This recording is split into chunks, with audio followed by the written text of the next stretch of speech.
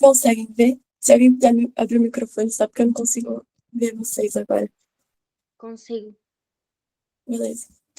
Então, gente, como eu falei, a gente vai falar sobre Vargas hoje. Ele tem 2 momentos de governo, começando aqui pelo primeiro, que começa em 1930. Primeiro, a gente precisa entender o que estava acontecendo antes dele, na verdade. Que a gente tem o governo de Washington Luiz, o presidente que foi antes dele, que é bem pouco conhecido, mas ele fazia parte de um esquema que é muito importante para o nosso período de república. O que acontecia... Opa,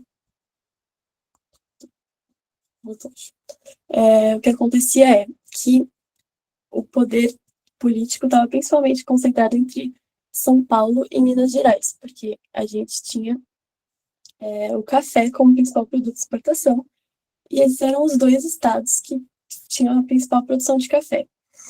Então, o que acontecia era que os 2 concordaram. Oi?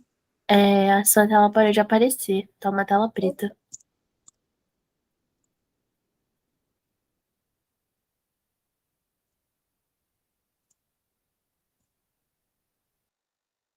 E agora? Tá funcionando? Continua preta. Ixi.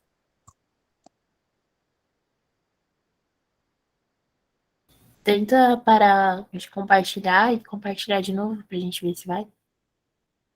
Então,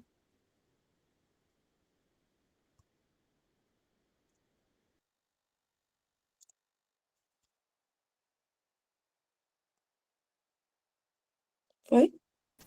Foi. Volta, avança o slide pra gente ver se vai sumir de novo. Agora tá indo. Beleza. Então, como eu estava falando, a gente governo do Washington Luiz, a gente tem esse esquema entre Minas e São Paulo, que os 2 estados vão combinar que eles vão apoiar um único candidato.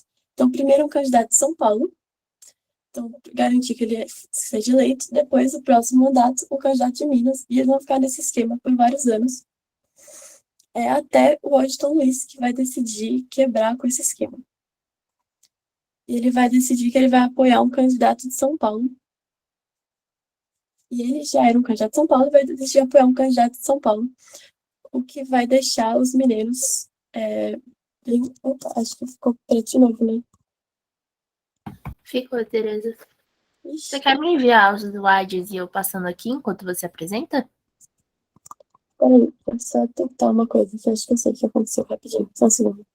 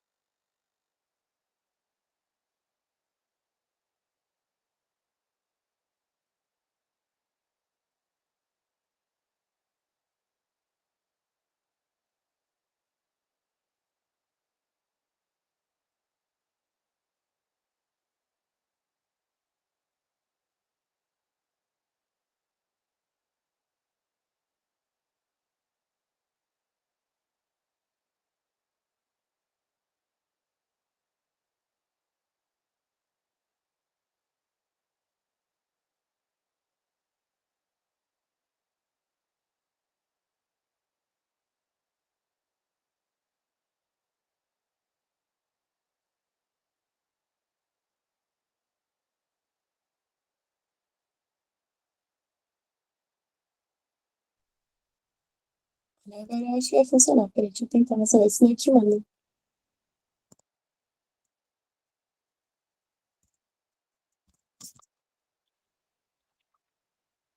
Ele tava bloqueando. Eu não conseguia, mas agora acho que vai. Vocês conseguem ver? Conseguimos sim. Beleza. Então, onde eu tava, assim, a gente tinha, então, esses candidatos que vão alternando e o Washington Luiz decide que vai apoiar um candidato paulista quando ele deveria apoiar um mineiro.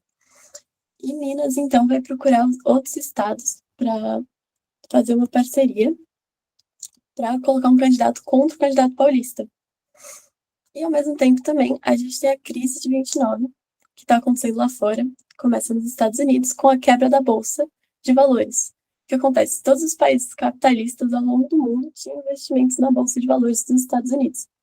E quando ela quebra, quebra vários países ao longo do mundo, que eram os países que compravam o café brasileiro. Então, para a gente vai ter essa consequência não tão direta, porque a gente não tinha tanto investimento, enfim, mas tinha os compradores do café que precisavam ter dinheiro para comprar nossos produtos. Então a gente junta esse momento de crise em que a população já estava agitada, então porque você tinha as pessoas perdendo emprego, pessoas que não conseguiam comprar comida, não conseguiam pagar seu aluguel, e, e tudo isso estava deixando já a elite bem preocupada com uma possível revolução, e ao mesmo tempo esse problema político, então, de que São Paulo estava querendo manter um monopólio do poder. E aí, os candidatos de Minas. Ixi, acho que aconteceu de novo, né?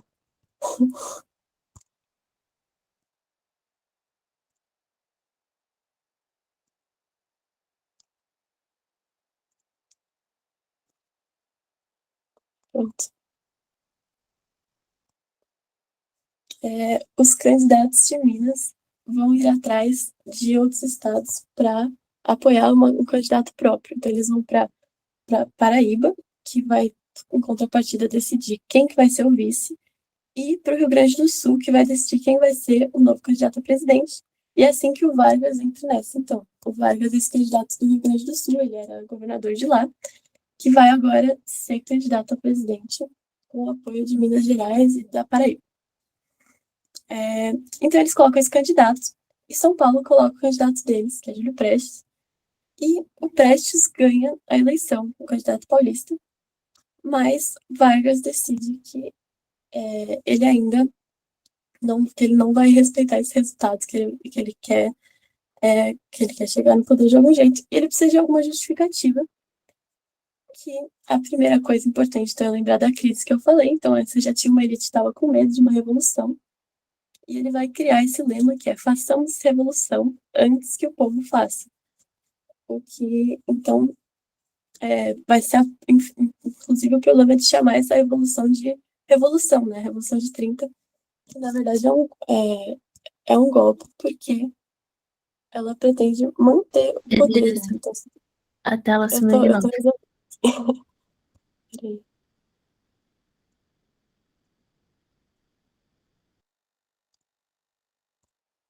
pronto. Gente, desculpa.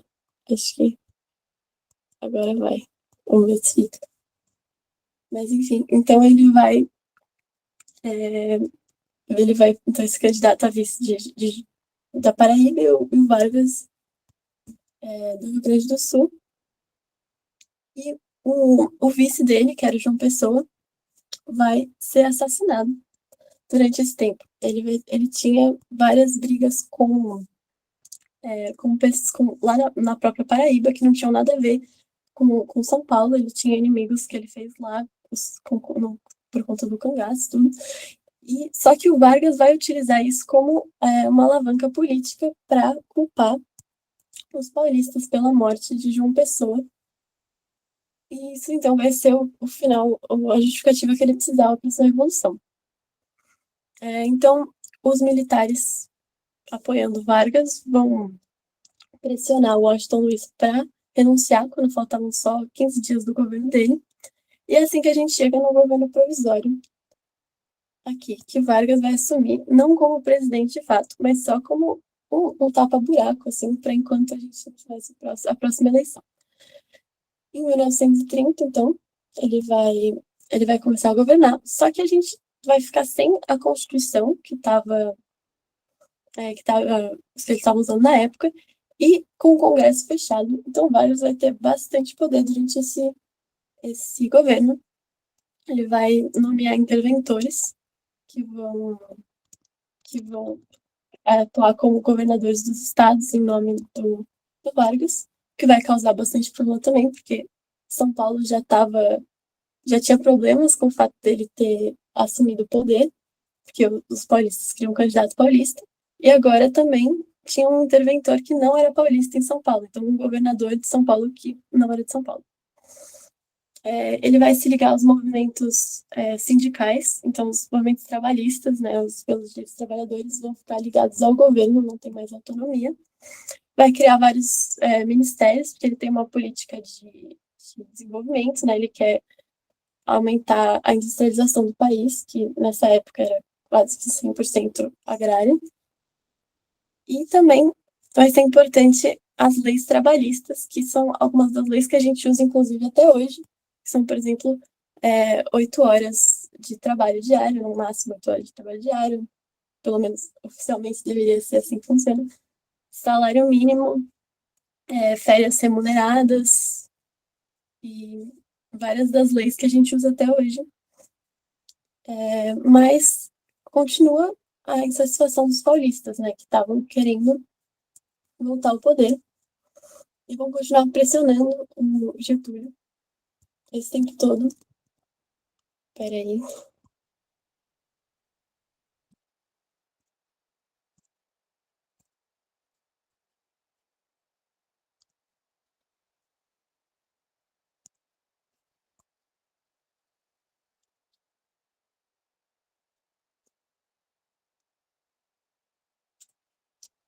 Então, esses partidos paulistas vão criar uma Frente Única Paulista, que vai,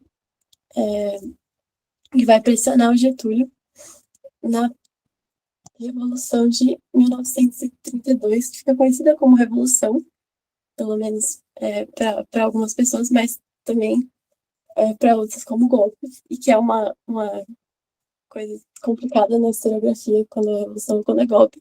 Eu acho que é um jeito fácil de pensar, mas na questão de se você mantém o poder ou você rompe. Nesse caso, quem estava fazendo essa revolução, ou esse golpe, é, os paulistas, era a elite agrária, ou seja, quem já detinha o poder. Então, você tem uma revolução com medo de que haja uma revolução popular, ou seja, com medo de que se quebre alguma coisa. Então, você pensa que você está querendo manter o poder e não quebrar. Então, nesse caso, você tem um golpe, não uma revolução. Mas o que acontece? Você vai ter essas manifestações em São Paulo, e um símbolo grande dessa luta, assim como Vargas usou como símbolo o assassinato de uma pessoa que não necessariamente nem teve a ver com o que ele estava lutando em si. Nesse caso, você vai ter uma manifestação de estudantes que vão ter 4 mortos, que vai ser o Martins, o Miragaia, Drauzio e Camargo. E vai virar um símbolo dessa luta, que é o MMDC, que vai ser colocado em todos os cartazes e usados como mártir para essa luta dos paulistas,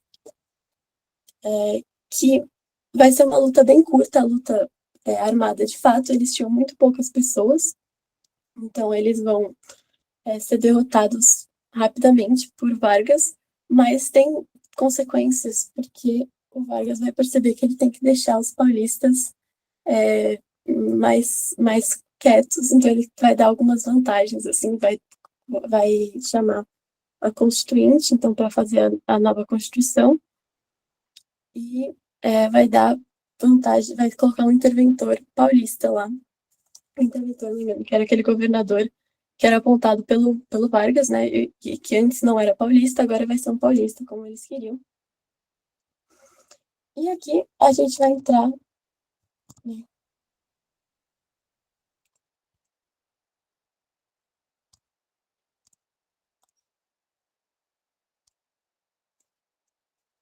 gente, desculpa, já vai funcionar de novo, rapidinho.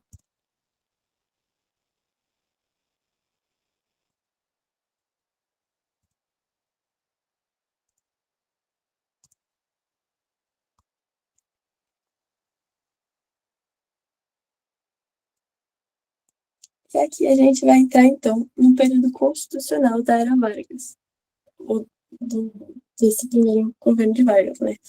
Que, então, ele, como eu falei, ele vai chamar uma constituinte e criar uma nova constituição para acalmar, enfim, toda essa revolução, toda essa tentativa de revolução dos paulistas. E em 1934 essa revolução fica pronta e vai trazer também várias novidades que a gente usa até hoje também, que é, por exemplo, o voto secreto, obrigatório e direto, o voto feminino, que nessa época era chamado de voto universal, mas hoje em dia a gente não considera isso, porque não inclui os analfabetos. E também vai aquelas leis trabalhistas que estavam antes vão ser parte da Constituição, então vai ter uma confirmação dessas leis.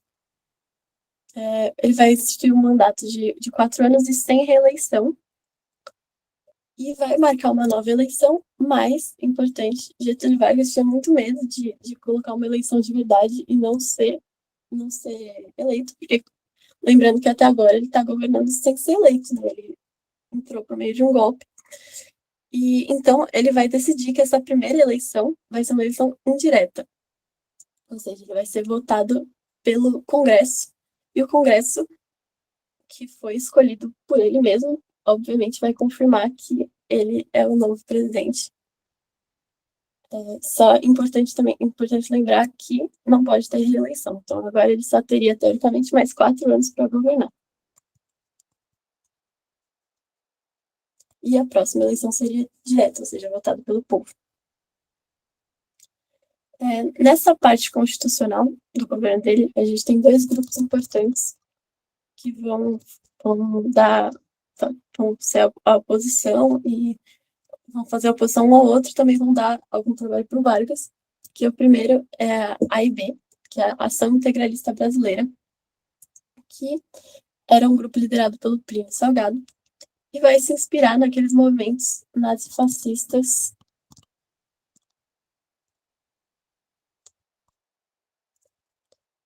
que vai se inspirar nos movimentos nazifascistas lá da Europa, que estavam principalmente na Itália, com Mussolini, e que vão ter um lema que é Deus, Pátria e Família.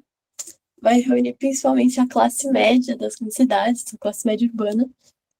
Eles são ultranacionalistas, ou seja, que são a pátria acima de tudo, e são anticomunistas.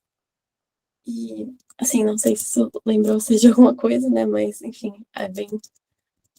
parece que a gente está falando de algo que está acontecendo agora, no caso, mas essa ação integralista. Ai, meu Deus, saiu de novo, né?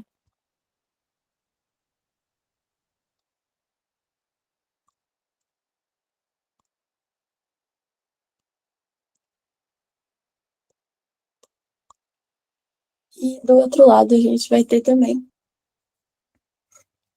a Aliança Nacional Libertadora, que é o Partido Comunista, liderado por Luiz Carlos Prestes, e o lema deles é terra, pão e liberdade, ou seja, moradia, comida e liberdade, né?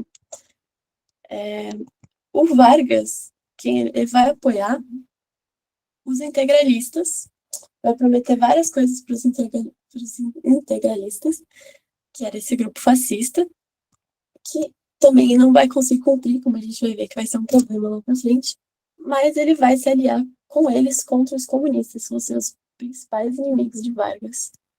E o Vargas vai colocar eles na ilegalidade. Colocar a ANL na ilegalidade. E a ANL vai, então, que era o Partido Comunista, né? Vai, então, organizar uma tentativa de tomar o poder, que foi conhecida como Intentona Comunista. Eles vão planejar uma ação em todo o país, em vários lugares diferentes ao mesmo tempo, uma grande tomada de poder, que vai ter um problema porque ela acontece separada, ela deveria acontecer ao mesmo tempo, mas ela se separa em vários momentos. E eles, em algumas têm sucesso, por exemplo, no Natal, que os comunistas tomam um batalhão, fazem um Comitê Nacional Revolucionário, mas em grande parte do país ela nem chega a acontecer por conta dessa falta de sincronia. E o Vargas, então, reprime essa tentativa e começa daí uma grande perseguição dos comunistas, cria um tribunal próprio para julgar os comunistas, em que eles têm 15 minutos de defesa só, uma grande ação para acabar de vez com esse movimento, né? E agora a gente tem essa eleição chegando, que ele tinha, lá com a Constituição, ele tinha marcado novas eleições, né? Ele tinha mais 4 anos para governar, que a gente já está em 1938, quando seria a nova eleição. Só que Vargas não estava não tava com confiança de que se ele tivesse uma nova eleição, ele seria eleito, até por conta de toda a repressão, apesar dele ter um grande aparelho de propaganda, ele decide, ele cria um plano para garantir que ele vai continuar no poder. Então, como lá atrás ele usou um marketing, né? Ele precisava de uma justificativa que trouxesse todo mundo pro lado dele. Ele vai aqui procurar uma nova justificativa e vai aproveitar que, que essa intentona comunista tinha acabado de acontecer. Então, ela já estava no imaginário das pessoas que os comunistas tomariam o poder seria uma coisa que poderia acontecer. Então, o que vai acontecer? Tem um general, que era aliado de Vargas, chamado Olímpio Mourão Filho, que é chefe do serviço secreto, e ele vai escrever umas cartas em nome dos comunistas, umas cartas falsas dizendo que os comunistas estavam planejando tomar o poder, que eles iam ameaçar o governo, que eles queriam matar todo mundo e tomar o poder. E essas cartas são publicadas pelos jornais do próprio Vargas como sendo ameaças vindas do Partido Comunista, que já tinha sido derrotado ali na intentona comunista pelo Vargas, estava todo desmobilizado com com todos esses julgamentos, não tinha nenhuma possibilidade de ser verdade. E essas cartas são distribuídas por todo o país para deixar todo mundo com medo do comunismo. E o Vargas, então, vai dizer que isso é uma ameaça para a democracia brasileira. E, diante dessa ameaça, ele tem que salvar o Brasil do comunismo e tem que ficar no poder, porque se tivesse uma eleição agora, a gente poderia perder para os comunistas, ou então eles aproveitarem esse momento para tomar o poder, um momento que não tinha poder, enfim, vai usar essa justificativa e vai então cancelar as eleições, fechar o Congresso de novo, cancelar a Constituição de 1934. Ou seja, todos os avanços que ele tinha feito desde o golpe de 30, a gente vai voltar para aquele momento do golpe de 30, em que o Vargas tinha poderes completos e sem qualquer forma de manutenção. E ele vai criar, então, uma nova Constituição. Essa Constituição é de 1937, que vai ficar conhecida como a Polaca. Já passei aqui. Que vai ficar conhecida como a Polaca, porque ela é inspirada pela Constituição da Polônia, que era uma Constituição fascista, e que vai dar poderes de ditador para o Vargas. Ele vai agora, de fato, ser efetivamente um ditador. Nesse período que é o mais autoritário do governo dele, fica conhecido como Estado Novo.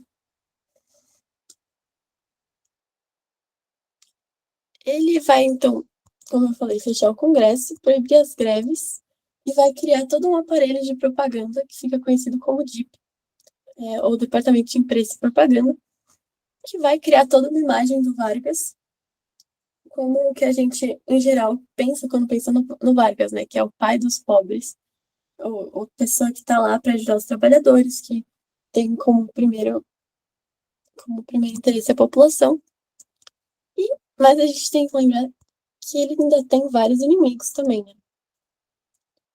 Lá, quando ele estava lutando contra os comunistas, ele fez vários acordos com os integralistas, que era aquele partido fascista que se opunha ao comunismo, e ele vai prometer vários cargos. Ele fala, quando eu tiver mais poder, eu vou dar várias recompensas para vocês vão ter cargos. O líder, que era o Príncipe Salgado, foi prometido vários cargos, mas quando ele pega o poder, ele não coloca os integralistas lá.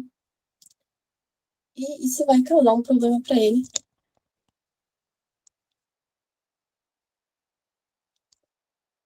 Para ele que até agora tinha os integralistas sob controle, porque eles acreditavam estar do lado do presidente.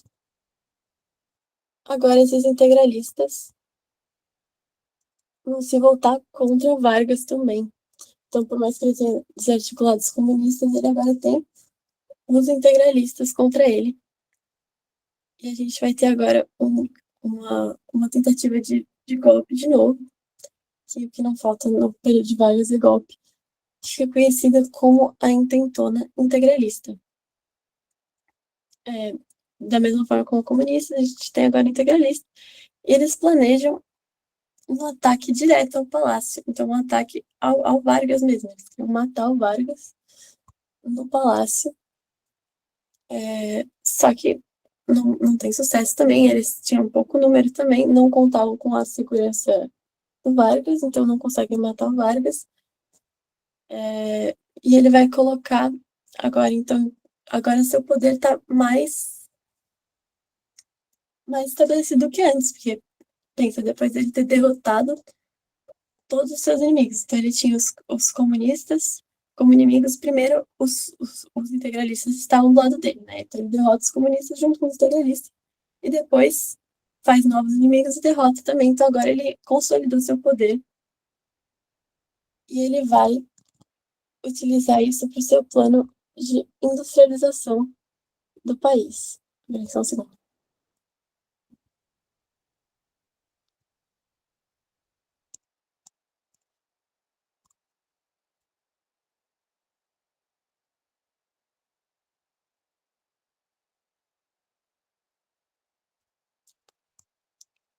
Então, como eu tinha falado no começo, ele tinha um projeto de industrializar o país. Nosso país, nessa época, era principalmente agrário, principalmente voltado ao café. O café era o grande produto de exportação do país, apesar de ter tido a crise, né? Depois a gente continua tendo grande importância para o café, mas o Vargas acreditava que a gente precisava industrializar o país, que a gente não devia depender das importações externas, porque o que acontece quando a gente faz isso é que todo o dinheiro brasileiro vai para fora, né? Você comprando todos os seus produtos, a gente vendendo produtos que não eram um grande valor agregado, o café, por exemplo, e comprando os produtos mais caros, todo o nosso dinheiro vai para fora. E o Vargas acreditava que a gente precisava industrializar o país para evitar que isso continuasse acontecendo. Então, nesse momento que ele tem todo o poder, ele vai trabalhar para industrializar cada vez mais o país num processo de substituição de importações, ou seja, os produtos que antes eram importados agora são produzidos aqui no Brasil. Isso vai ser muito favorecido pela Segunda Guerra Mundial, que estava acontecendo lá fora, e que fazia com que os países que eram os grandes exportadores de produtos manufaturados, ou seja, os produtos que não são diretos da terra, por exemplo, que não são. Opa, peraí. Voltou, eu acho. Os produtos que passam pela indústria, ou seja, tem mais valor agregado a eles. Uma grande parte desses produtos que a gente consumia eram importados da Europa, dos Estados Unidos, dos países que estavam envolvidos na Segunda Guerra Mundial e agora não conseguiam produzir. Então, vamos aproveitar esse momento para construir as indústrias próprias, até por necessidade, porque a gente precisava comprar esses produtos. A Segunda Guerra Mundial também vai ter outras consequências para o Brasil, porque o Vargas era um governo autoritário, ou seja, um governo mais parecido e até inspirado naqueles governos da Europa que estavam acontecendo agora, como Hitler, como Mussolini, os governos nazistas e fascistas lá na Europa. Só que ele está aqui não querendo se envolver com a guerra, ele fica lá em cima do muro, esperando para ver se alguém vai dar uma boa vantagem para o Brasil se ele entrar na guerra. Para ver quem que vai pagar mais para o Brasil, quem que vai dar melhores vantagens para o Brasil se aliar nessa guerra. E os Estados Unidos aceitam financiar uma siderúrgica aqui do Brasil. E o Vargas, então, decide se aliar aos Estados Unidos, apesar da hipocrisia dele próprio estar lutando contra governos fascistas, que eram a inspiração dele mesmo. Mas os Estados Unidos, então ele se alia aos Estados Unidos, ele precisa de uma justificativa. E quando tem, em 1942, alguns navios brasileiros são afundados pelos submarinos alemães. E ele vai usar, então, essa justificativa para falar que a gente, então, tem que entrar na guerra contra os alemães e vai se juntar aos Estados Unidos.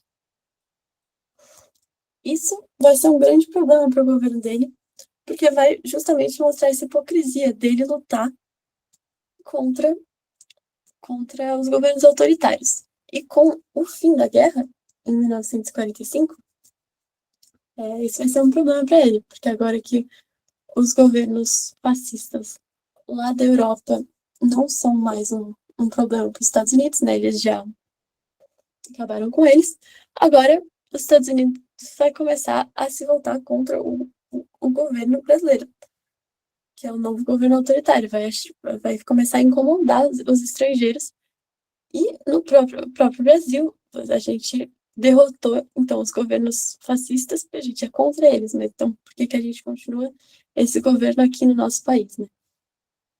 E, ao mesmo tempo, então, a gente tem, então, a crise financeira, a gente tem uma crise ideológica desse sistema, né, que provoca essa hipocrisia, e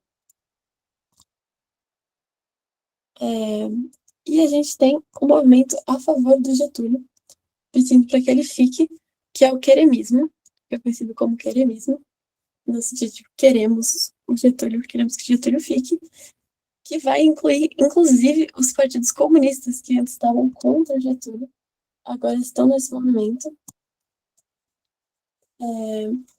E vai ter, então, todo esse momento de crise, dessas lutas do momento, mas com a popularidade do Vargas caindo cada vez mais, principalmente entre o exército, que tinha lutado lá na guerra, né? O exército que era grande parte do poder dele, a garantia do poder dele, tinha lutado contra o nazifascismo e agora estava se voltando contra ele aqui, um governo autoritário. E o exército, então, vai chegar para Vargas e falar que ele tinha duas opções: ou ele renuncia, ou ele seria tirado do poder. E o Vargas vai tentar várias medidas para mostrar que ele era democrático, que ele podia ficar. Então ele vai vai cancelar outra constituição, vai proclamar novas eleições. Mas isso não vai ser suficiente, o exército vai pedir para que ele saia, ou se não, será tirado. Ele vai decidir renunciar, até porque ele ainda tem planos de voltar para a política, ele não vai abandonar completamente. Então, se ele fosse tirado do poder, acho que isso prejudicaria muito mais a imagem dele. E ele decide renunciar.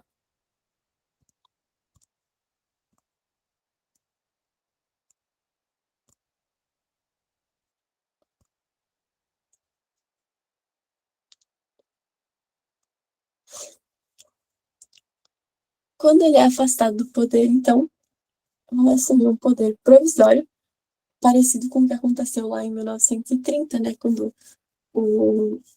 teve o golpe, o Vargas assumiu como provisório, só que a diferença é que ele acabou ficando. Aqui quem assume é José Linhares, e fica, então, nesse governo até que tenham novas eleições, só que nesse caso a gente tem novas eleições, e quem é eleito é o Gaspar Dutra, que já estava envolvido no governo do Vargas. Ele é um militar. E ele vai, então, governar agora por 4 anos, que é o mandato que a própria Constituição do Vargas instituiu. 4 anos de mandato. E o que vai marcar no governo dele é o contexto de Guerra Fria que estava acontecendo lá fora. Então, a gente tem o fim da Segunda Guerra Mundial, lá em 1945. E agora, as duas potências que saem dessa guerra como as principais potências do mundo são os Estados Unidos e a União Soviética. O lado comunista da União Soviética e o lado capitalista dos Estados Unidos, como vocês já sabem. E o Gaspar Dutra vai se aliar aos Estados Unidos, ao lado capitalista, e romper com a relação com a União Soviética. E também vai continuar a política do Vargas de desenvolvimento do país, de industrialização, com a criação de um plano chamado Plano SALT, chamado assim por conta que ele engloba saúde, alimentação e transporte. E ele vai, então, desenvolver várias reformas, que vai ser, inclusive, uma marca da República Brasileira daqui por diante, as grandes reformas, a grande indústria, o desenvolvimento da indústria. Mas esse tempo todo, o Vargas não estava fora da vida política, como eu falei. Ele continua tendo pequenos cargos, continua participando. E em 1950, quando acaba o mandato do Gaspar Dutra, ele vai voltar a se candidatar a presidente da República. Só que dessa vez, democraticamente. Então aqui ele está participando de uma eleição democraticamente pela primeira vez na história dele, depois de ter ficado no governo de 1930 a 1945, sem ser eleito diretamente nenhuma vez. E, por incrível que pareça, ele vence essa eleição. E aqui vai fazer um governo que é realmente democrático, sem abuso de poder. Ele vai continuar o projeto dele de industrialização do país e de substituição de importações, como eu estava falando, a ideia de que o Brasil devia se industrializar por conta própria, não devia comprar produtos de fora, ou pelo menos não comprar majoritariamente produtos de fora. E mas assim, ele já tinha começado esse processo antes, mas aqui o Brasil ainda é principalmente agrário, e é aqui nesse governo, segundo governo dele, que ele vai, de fato, alcançar esse objetivo. Mas ele vai também, agora ele não tem o suporte da repressão, como ele tinha antes, né? Agora é um governo democrático, ele não tem censura, ele não tem como prender pessoas que se opõem a ele. Então, vai crescer bastante a oposição ao governo dele, principalmente pela UDN, que é a União Democrática Nacional, que é o partido de oposição dele, que perdeu a eleição para ele, mas continuou agindo na oposição. E também vai sofrer bastante com a oposição da mídia, que durante o último governo dele não podia falar contra o governo. A gente tinha várias medidas de censura e de repressão, e também tinha principalmente a propaganda do próprio governo, que criava toda uma imagem do Getúlio Vargas, né, como o grande agitante do povo. Agora ele não tem esse suporte, e parte da mídia então vai se voltar contra ele, principalmente um jornalista chamado Carlos Lacerda. O Carlos Lacerda, ele era um comunista que já tinha agido no Partido Comunista lá atrás, mas que agora tinha abandonado o comunismo, era um liberal, um grande um grande militante liberal, mas que também vai ser contra o Getúlio, porque o Getúlio, apesar de não ser comunista, ele também não era liberal, ele tinha medidas protecionistas, ou seja, ele queria que o Brasil se desenvolvesse de uma forma fechada em si mesmo. Ele não queria que o dinheiro brasileiro fosse para o estrangeiro. Então, ele governava de forma protecionista e nacionalista, e o Carlos Lacerda, que era esse jornalista, vai ser uma forte oposição para o Getúlio Vargas, e ele vai sofrer uma tentativa de assassinato.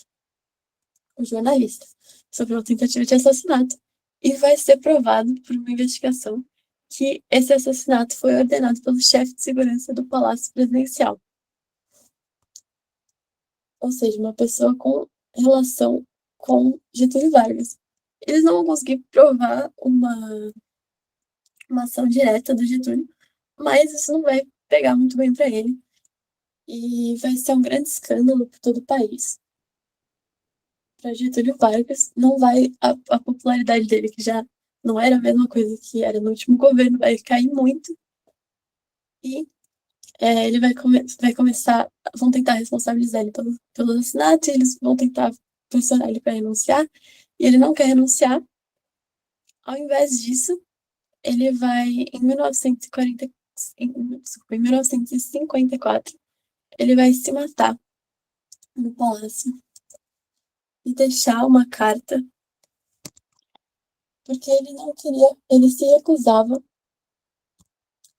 a renunciar, porque isso seria, na visão dele, como renunciar a tudo que ele tinha feito até agora. Ele queria manter o seu legado político de uma forma parecida como ele fez antes, quando ele decidiu da outra vez renunciar em vez de ser tirado. Agora ele vai se acusar a renunciar de novo para manter o que ele acreditava ser seu legado na política.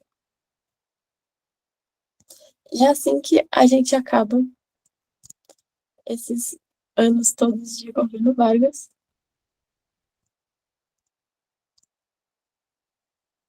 É, deixa eu abrir a câmera aqui. Todos esses anos de governo Vargas. Se alguém tiver alguma dúvida, pode perguntar.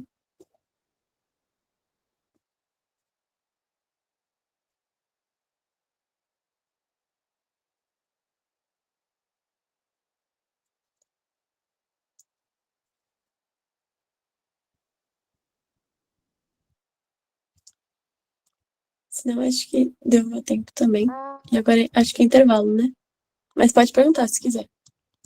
Eu queria perguntar se o período que o Getúlio Vargas foi reeleito também conta como era Vargas, ou só conta os anos que ele ficou, não, que não estava Era lá a Vargas. partir das eleições. Não, boa pergunta. Isso é muito bom. Era Vargas, em geral, são esses 15 anos do primeiro governo dele, então de 1930 a 45, porque depois, como ele está eleito legalmente, conta separado. Mas isso é uma ótima pergunta, porque para vestibular é importante.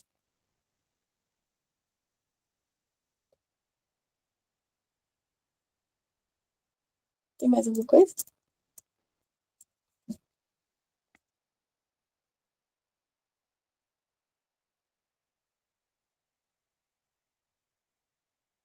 Então, acho que é isso, gente. Obrigada. Se alguém tiver mais alguma dúvida depois também pode perguntar. Mas é isso.